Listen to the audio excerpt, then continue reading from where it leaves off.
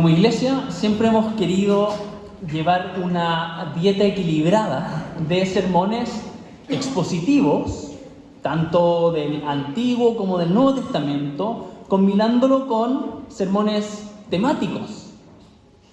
Por eso, después de haber tenido una serie de la carta de Pablo a los Corintios, que está en el Nuevo Testamento, y una serie temática llamada Conociendo a Jesús, era hora de volver al Antiguo Testamento.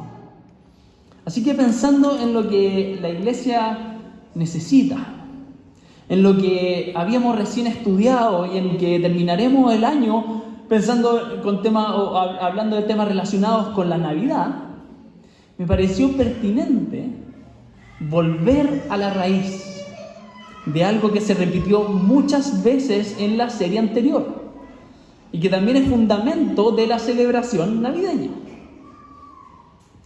Por eso hoy comenzaremos una nueva serie de sermones basados en el libro del profeta Isaías, donde se desarrolla esta idea del Mesías como el rey prometido que traerá justicia, restauración, como el siervo sufriente que cargará con el pecado de su pueblo y como la luz para todas las naciones.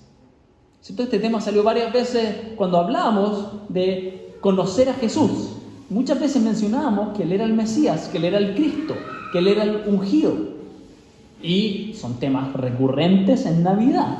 De hecho, muchos pasajes que se estudian y se suelen estudiar en Navidad, ¿de dónde vienen? Del profeta Isaías. De hecho, es el libro más citado en el Nuevo Testamento, el libro del Antiguo Testamento más citado en el Nuevo, después del libro de los Salmos. Así que es importante estar estudiándolo. A lo largo de este libro veremos cómo el profeta Isaías proclama juicio y esperanza. Juicio del Señor contra la rebelión de su pueblo, ese pueblo que estaba sumergido en la idolatría y la hipocresía. Y habla de la esperanza de que el mismo Señor los purificaría a través de ese juicio.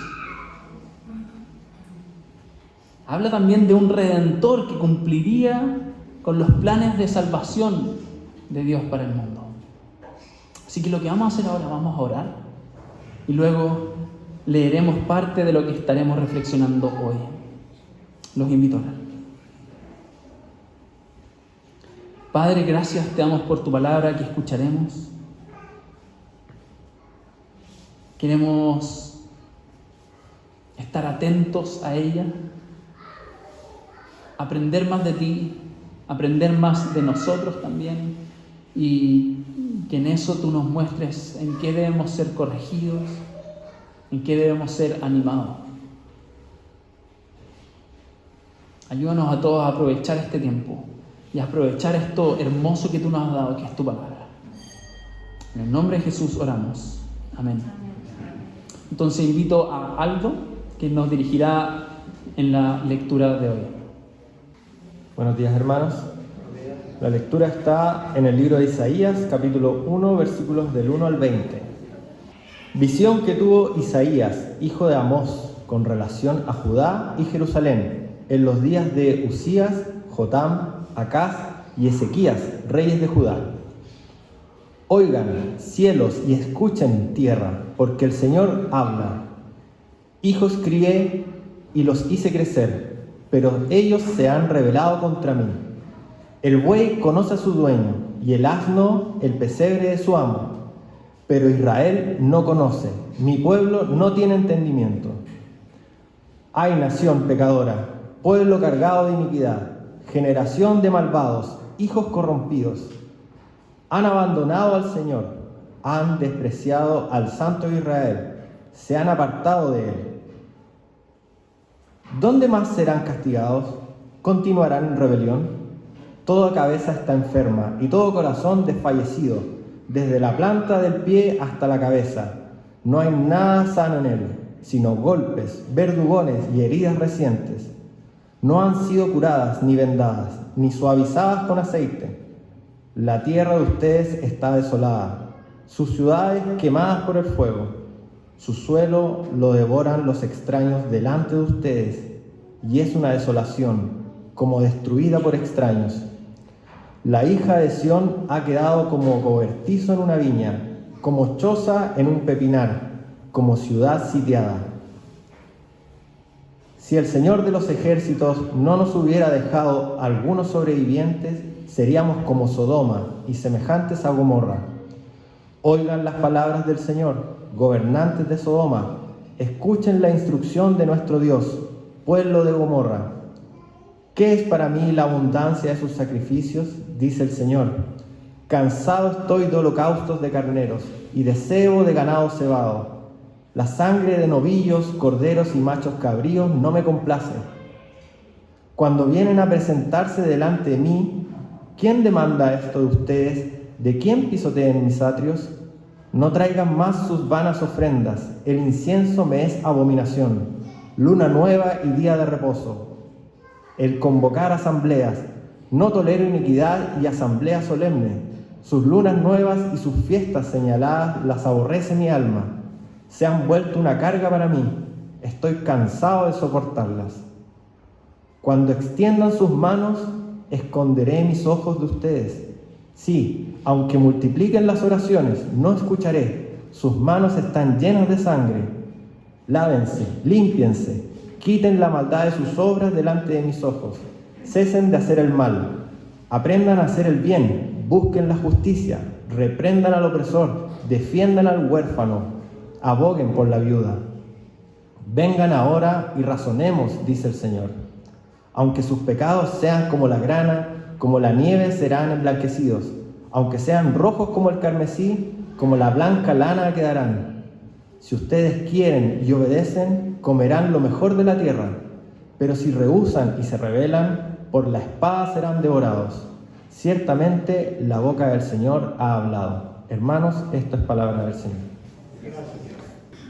Muchas gracias, Aldo.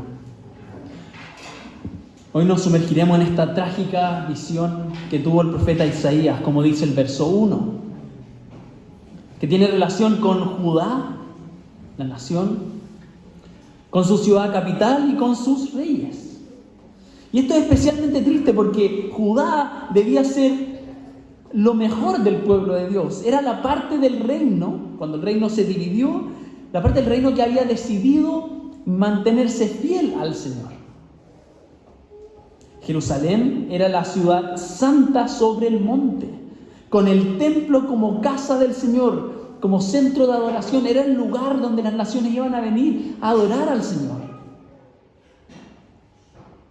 Y sus reyes, que eran descendientes del gran rey David, estaban llamados a gobernar con justicia, según la palabra de Dios.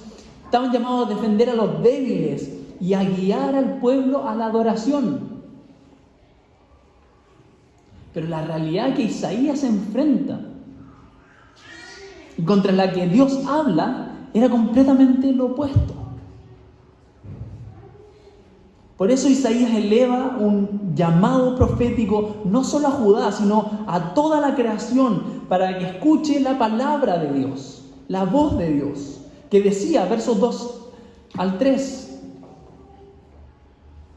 hijos crié y los hice crecer, pero ellos se han rebelado contra mí. El buey conoce a su dueño y el asno el pesebre de su amo, pero Israel no conoce. Mi pueblo no tiene entendimiento. El Señor veía a su pueblo como a sus propios hijos, a quienes había cuidado con amor. De eso se trata la Biblia, nos cuenta cómo el Señor había cuidado y perdonado y restaurado y guiado al pueblo y había alimentado al pueblo como a sus hijos. ¿Cómo lo trataban ellos de vuelta? Ellos actuando peor que un buey, peor que un asno, es decir, torpes, tercos. Se rebelaron con ingratitud, olvidando todo lo que su padre había hecho por ellos. Entonces, con palabras fuertes, Isaías los confronta. Miren el verso 4. ¡ay, nación pecadora! O sea, después de haber escuchado la palabra de Dios, Isaías, como un predicador, les dice: ¡ay, nación pecadora! Pueblo cargado de iniquidad, generación de malvados, hijos corrompidos. Han abandonado al Señor, han despreciado al Santo de Israel. Se han apartado de Él.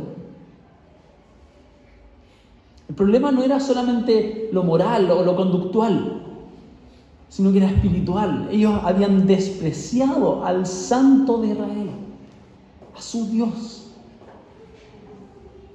Y es por eso que el mismo Señor los entrega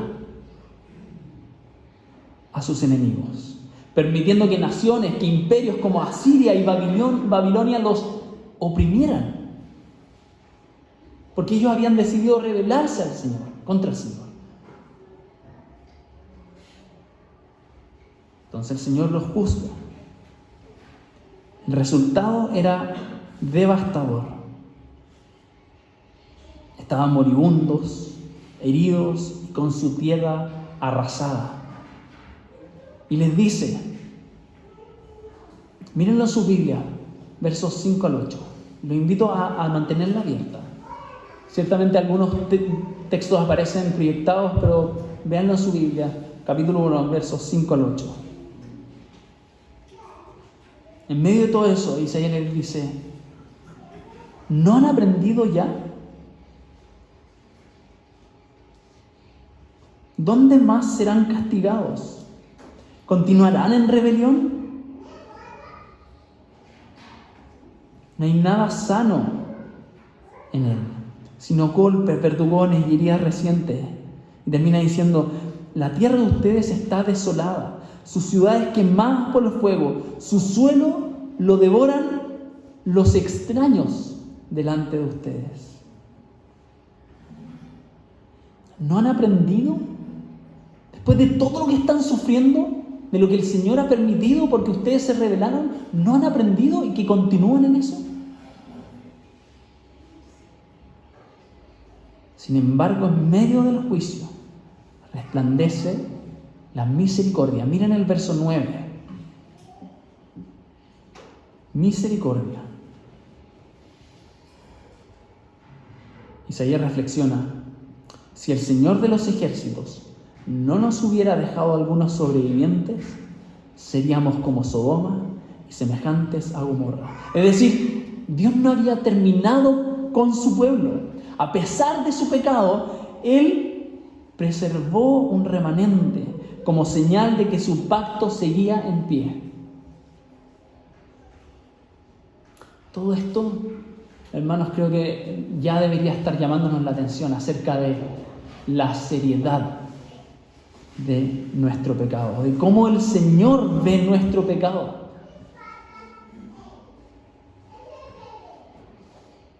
Que no deberíamos minimizarlo, no deberíamos empezar a encontrar excusas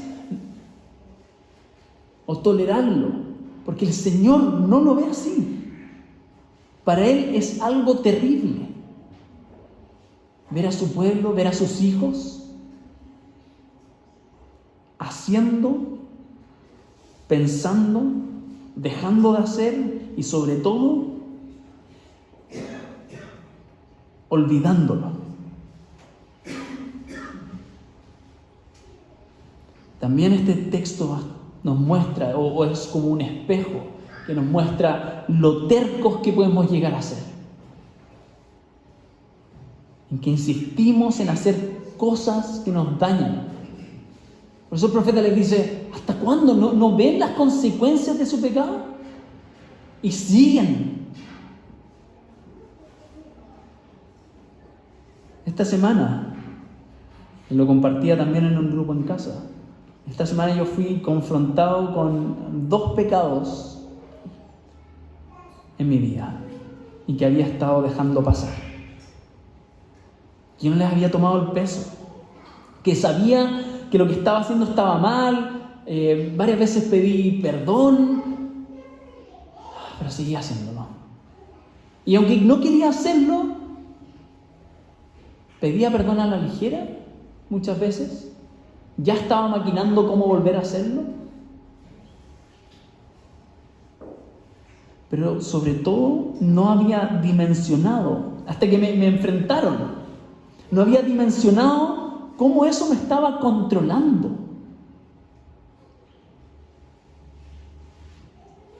Y cuánto eso revelaba de mi falta de dominio propio. No estaba tomando en serio el daño que esos pecados me estaban provocando a mí mismo, de cómo con esas actitudes y con esas acciones estaba olvidando mi deleite en Dios. Pero tampoco estaba dándome cuenta de que eso, además de dañarme a mí mismo, además de dañar a Dios y mi relación con Él, por mi parte, es que también estaba dañando a otros, a las personas que más quiero, produciendo tristeza a mi alrededor. Yo sé que algunos quisieran saber cuáles son. Algunos les voy a contar. Otros nos podemos conocer un poco más.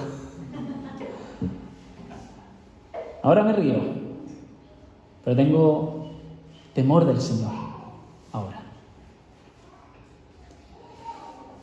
Pero fue justamente este pasaje de Isaías el que me puso frente a esta realidad. O sea, alguien me dijo, mira cómo estás. Y en ese momento me di cuenta, esto es más grave de lo que yo estaba dimensionando, pero paralelamente el Señor con este pasaje diciéndome, esto no es un juego. El Señor no juega con nuestro pecado. El pecado te va a destruir, Alan. El autor de Hebreos dice, el Señor al que ama, disciplina y azota a todo al que recibe como por hijo. La disciplina de Dios es una muestra de su amor. No Él nos corrige, pero también es una advertencia seria de que el pecado trae consecuencias reales. Y lo increíble es que aunque muchas veces hemos probado esas consecuencias, ¿cierto?, no aprendemos. Volvemos a tropezar con la misma piedra y seguimos siendo tercos, como bueyes, como asnos. Burro, me dicen a mí. Sin embargo, aquí está la gracia. La gracia de Dios es que el Señor tiene misericordia, como lo tuvo con el remanente de Israel. No se rinde con nosotros, sino que nos disciplina como un padre que ama a sus hijos para hacernos volver a Él y enseñarnos a caminar en santidad, para transformarnos, para ser más parecidos a Él. Por eso quiero, hermano, invitarlos en este primer punto a tomar el peso de su pecado. Yo sé que aquí hablamos harto de eso, pero incluso por tanto hablar de pecado podemos dejar de sentir el peso que viene. Llamados es a no minimizarlo, a no acostumbrarnos a él, a no encallecer, que nos salgan callos en nuestra conciencia, a no justificarlo con nuestras excusas. El Señor te llama a mirarlo con la misma seriedad con la que Él lo ve, porque solo así podrás correr a su gracia. Si no te das cuenta de que necesitas un Salvador, no vas a correr al Salvador. O no vas a dejar que el Salvador te tome en su brazo. Que el Salvador, el Cristo, te otorgue perdón, libertad y restauración que tanto necesitas y necesito. Isaías continúa. Dios continúa. Aunque Dios había provisto un camino para que su pueblo pudiera tratar con ese pecado, quitarlo, ser limpiados, ellos como pueblo habían distorsionado todo eso. Así que el Señor nuevamente habla para mostrarles cómo volver genuinamente a Él. Primero les deja en claro que estaba cansado de su religiosidad hipócrita y vacía. Y les dice, miren los versos 11 al 15. Me voy a saltar algunas partes. Dice el Señor a su pueblo, sus sacrificios, sus ofrendas, sus encuentros conmigo y sus oraciones no me complacen. Estoy harto de ellos. Sus celebraciones, sus festividades, sus ceremonias, ya no las tolero. Son una abominación para mí, dice el Señor. Lo impactante es que esos ritos, esas fiestas, esas ceremonias, como lo vimos alguna vez en Deuteronomio, habían sido establecidas por el Señor mismo, ¿cierto? Él había diseñado todo este sistema para lidiar con el pecado, para quitar el pecado, para que sean limpiados, para poder acercarse a Él.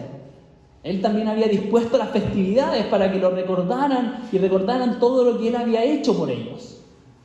Él había dispuesto un día especial en la semana para que el pueblo pudiera descansar en Él, buscarlo y encontrar su dependencia o reflejar su dependencia al Señor en ese día. El Señor había dado formas y espacios y un lugar para que el pueblo pudiera relacionarse íntimamente con Él. Un templo para entrar a su santa presencia. Pero ahora, todo eso lo hacían con una actitud irreverente. Es decir, sin reverencia. Cargados de hipocresía, de apariencias, sin un corazón arrepentido. Sus manos estaban manchadas de sangre y sus ritos, en lugar de agradar a Dios, lo ofendían.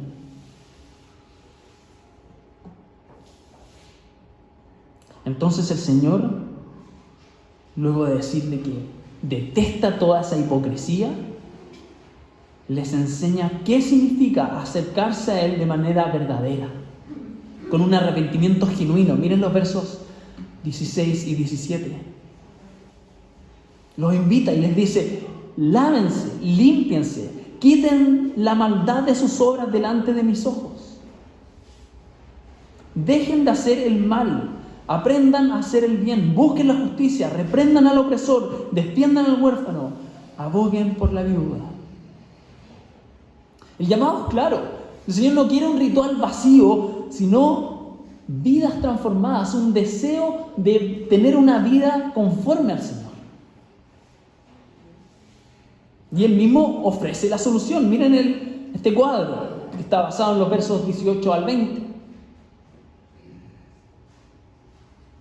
El Señor dice, vengan ahora, razonemos, solucionemos esto. Por un lado, si se volvían a Él y obedecían a sus instrucciones, a su enseñanza, serían limpiados y disfrutarían de su bendición. Pero si persistían en la rebeldía, serían devorados por sus enemigos. Isaías dice, ciertamente la boca del Señor lo ha dicho.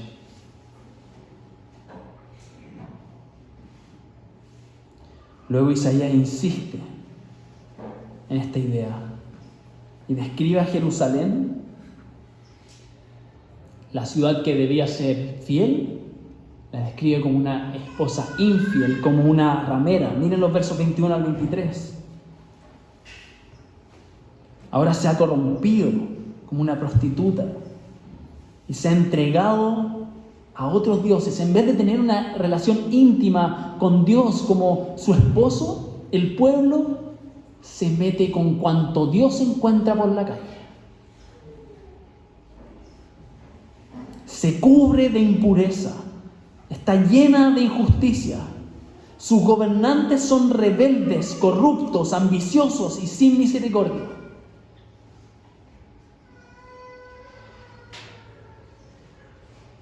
Este pasaje es un llamado de atención para nosotros.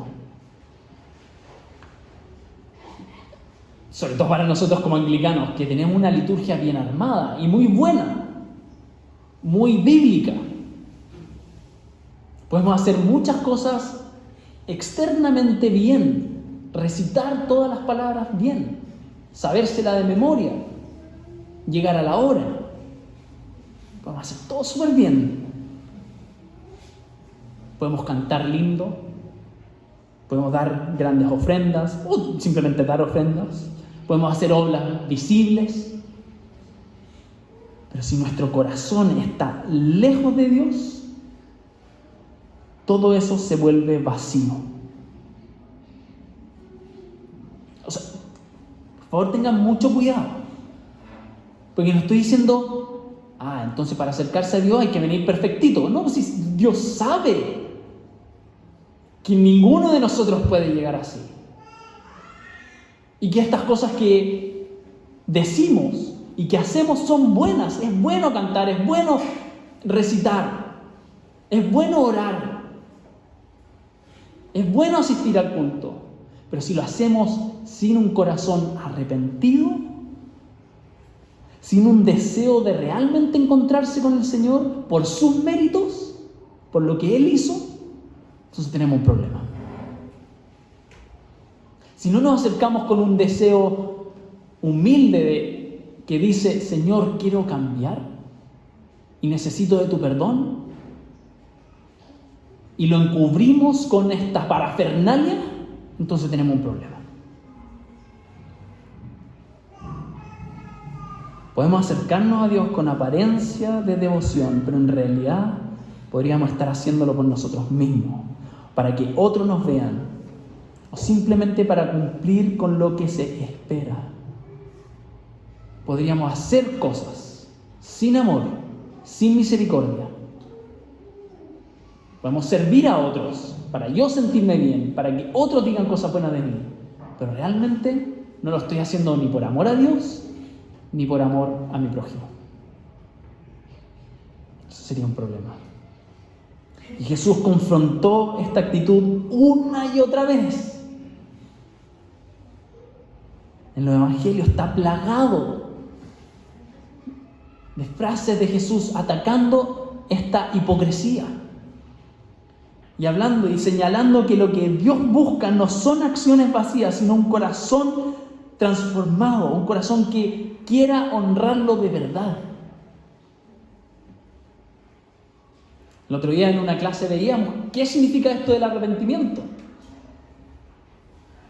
El arrepentimiento genuino es más que un sentimiento pasajero de culpa. Es, primero, reconocernos pecadores, conscientes de que necesitamos un Salvador. Es tener el deseo de cambiar, ese deseo de vivir de una manera diferente, honrando a Dios en cada decisión. Es también tener un cambio de mente, un cambio de dirección.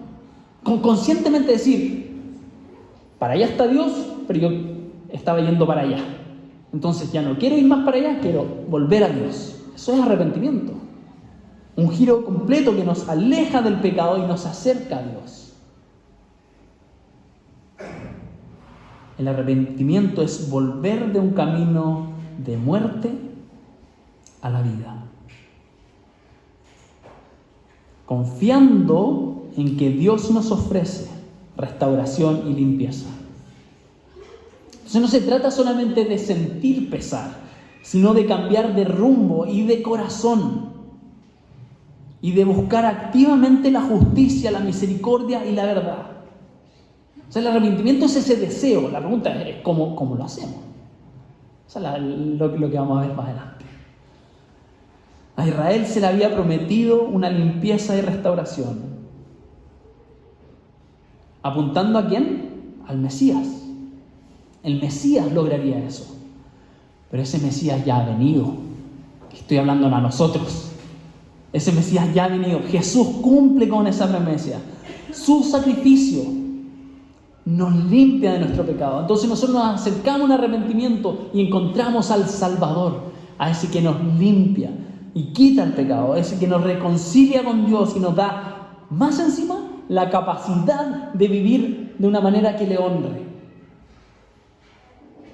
Entonces, ¿qué podemos hacer nosotros? Si es que podemos hacer algo, aparte de aportar con nuestro propio pecado, es darnos vuelta y mirar y decir, necesito al Salvador. Quiero el cambio. Y el Señor produce el cambio. Por otras partes, podemos saber que quien produce ese deseo de cambio es el Señor mismo. Y así como Isaías llama al pueblo a dejar las apariencias y a acercarse con un corazón limpio, nosotros también estamos llamados a acercarnos a Dios, confiando en Jesús, sabiendo que Él ha pagado por nuestros pecados y que nos capacita para vivir una vida transformada. Pero esa salida que Dios ofrece por medio de un arrepentimiento genuino toma más fuerza con la esperanza que produce su promesa. Él dice que purificaría a su pueblo y Él purificaría a Jerusalén, aunque ese proceso fuese doloroso. Y los purificaría hasta llevarlos a la restauración. Cuando pienso en purificar y lo que el Señor haría con su pueblo, me recuerdo un accidente que tuve hace algunos años. ¿Ustedes saben que a mí me gusta caerme en bicicleta? Bueno, hace varios años iba en mi bicicleta a muchísima velocidad. No voy a contar esa parte. Y se me cortó la cadera. Me arrastré. Primero volé, ¿cierto? Y me arrastré, digamos, muchísimos metros por el pavimento y iba con short y polera y casco. Pero una herida, del tobillo hasta el hombro, quemado todo, mi lado derecho, lleno de pavimento pegado, como esos granitos de pavimento, piedras, tierra y obviamente la sangre.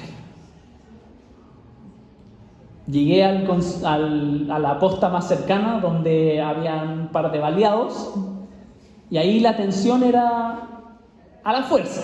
De hecho, me ingresaron y me dijeron, aquí tenemos que limpiar fuerte nomás. Así que con una esponja áspera y povidona iodada, creo que era una esponja esa como con la que lavamos los platos. Estaba nueva, la abrieron, pero era de ese, y empezaron a raspar. Nada de frío ni de spray calmante, no, directo. ¿Se imaginan mis gritos? Limpiando, raspando, sacando toda la suciedad, las piedras, todo lo que estaba contaminado hasta que no quedara rastro de suciedad ni de piel muerta. Quedó la piel roja, viva, en todo mi lado derecho. Entonces, esa es la imagen que a mí, lamentablemente, se me viene a la mente cuando veo algo incluso más terrible, la verdad. Textos como estos que dice, el Señor los voy a purificar. Esa es la imagen de la limpieza que el Señor llevaría a cabo con Jerusalén. Va a raspar, va a limpiar, y al hacerlo va a arrastrar fuera a sus enemigos, pero también significa causar limpieza, dolor a su propio pueblo rebelde. Pero también significaba que en eso iba a sacar a la piel muerta, a su pueblo o a parte de su pueblo que no se arrepentía. Los limpiaría con fuerza, como con fuego, como quien refina la plata, para sacar la escoria, ¿cierto? La plata se calienta, la escoria queda apartada de la verdadera plata y se saca. Hay que sacar esas impurezas hasta restaurar la justicia en su nación, en sus gobernantes y en su ciudad infiel. Miren los versos 24 y 25. El Señor dice: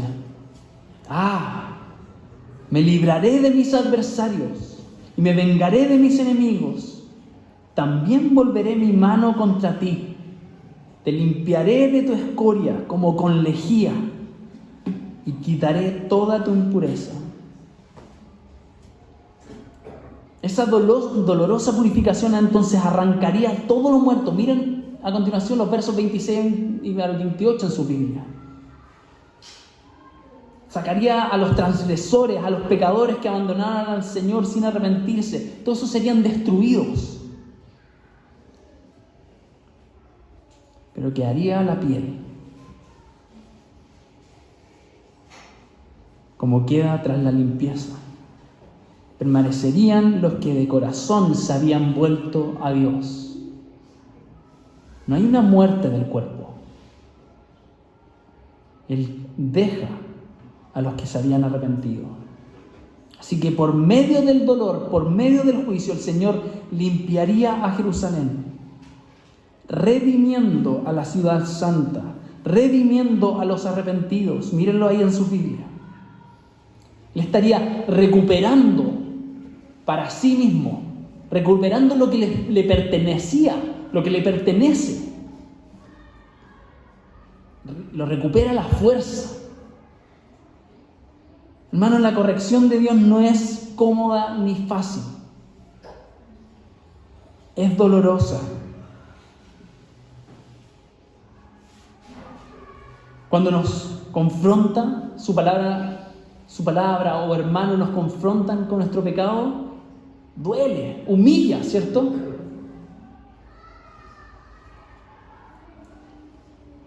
Duele admitir que necesitamos cambiar. Pero tenemos que pasar por eso como parte de nuestra santificación, como parte de nuestra limpieza. La lucha con el pecado, el esfuerzo por ser limpiados y ser transformados, cuesta trabajo. No es automático. Es cierto que el Señor lo hace. El Señor nos transforma. Pero duele muchas veces. Y requiere de nuestro esfuerzo también. Que el Señor nos invita a eso. Requiere abrir nuestro corazón, arrepentirnos genuinamente y permitir que Dios obre en nosotros. Se me acaba de venir una imagen a la mente. Esto es antiguo, ya pasó, ¿eh? Pero una vez estábamos en la casa de la abuela de mi esposa y tuvimos una discusión. No sé si te acuerdas, Maca. ni me acuerdo cuál fue la discusión. Pero la abuela de la Maca, la abuelita, digamos, nos escuchó. Y es una mujer cristiana, devota, admirable. Y me llama y dice: Alan, venga. Ok, fui. Y me hace entrar a su pieza de tejidos o de costura, pero que también es su pieza de oración. O sea, no es cualquier lugar. Ahí la señora ora día a día fervientemente. Y tenía su Biblia abierta.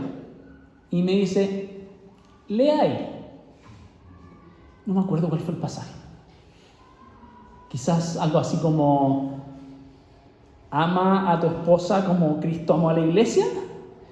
La vergüenza que me dio, el dolor que me produjo en ese momento, es que me marcó.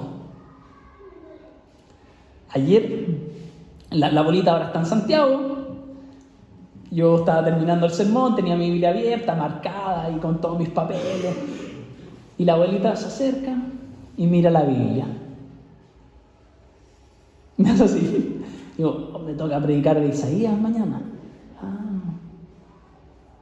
Y como con su mirada me dijo: recuerda lo que el Señor te está confrontando. Y me volvió a doler por estas cosas que el Señor también me había mostrado durante la semana. Y duele cuando otra persona, incluso con la mirada, te confronta y te apunta a la Biblia y te dice: escucha la palabra de Dios. No solo predícala, escúchala. Entonces para todos nosotros, no solamente la escuches y adquiere la información, entiende cómo funciona Isaías un poco, que te afecte, aunque duela. Pero en este pasaje ya empezamos a ver esa esperanza que Isaías nos anuncia y que se cumple plenamente en Jesús. Esa idea del Mesías que vino para que con su perfecto sacrificio, miren el verso 18, con el sacrificio de Jesús nosotros seamos emblanquecidos como la nieve. Porque harto ha hablado de lo sucio que somos, pero por medio del sacrificio de Jesús es que podemos ser blancos como la nieve. Ocupa otra analogía que es blancos como la lana. Así, aunque fuéramos lo más sucio, el sacrificio de Jesús nos puede limpiar de esa forma.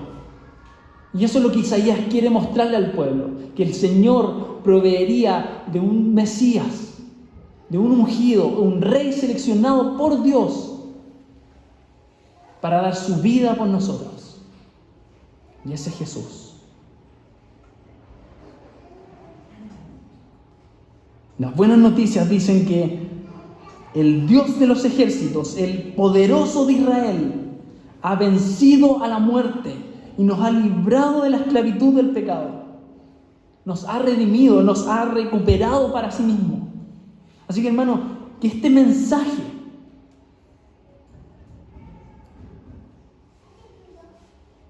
nos acompañe durante la semana y el resto de nuestras vidas. Y que recordemos durante la semana, el pecado es serio, pero podemos acercarnos a Dios con arrepentimiento. Y que si lo hacemos así, si nos arrepentimos genuinamente, encontraremos en Jesús la purificación y la restauración para vivir con Él y para Él. Los invito a orar.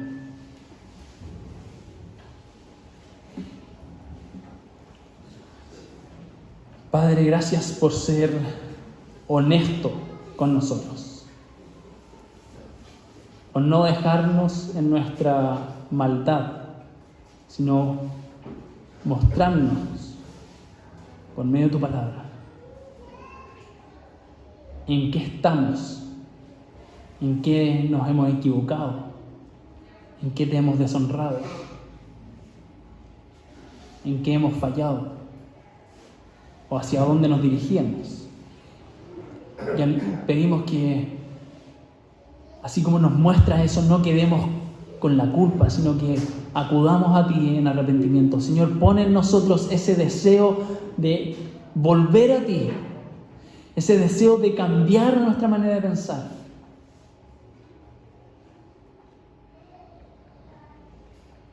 Y llévanos a abrazar a nuestro Salvador, a tu Hijo, y a lo que Él hizo por nosotros. Y pon en nosotros una nueva manera de vivir.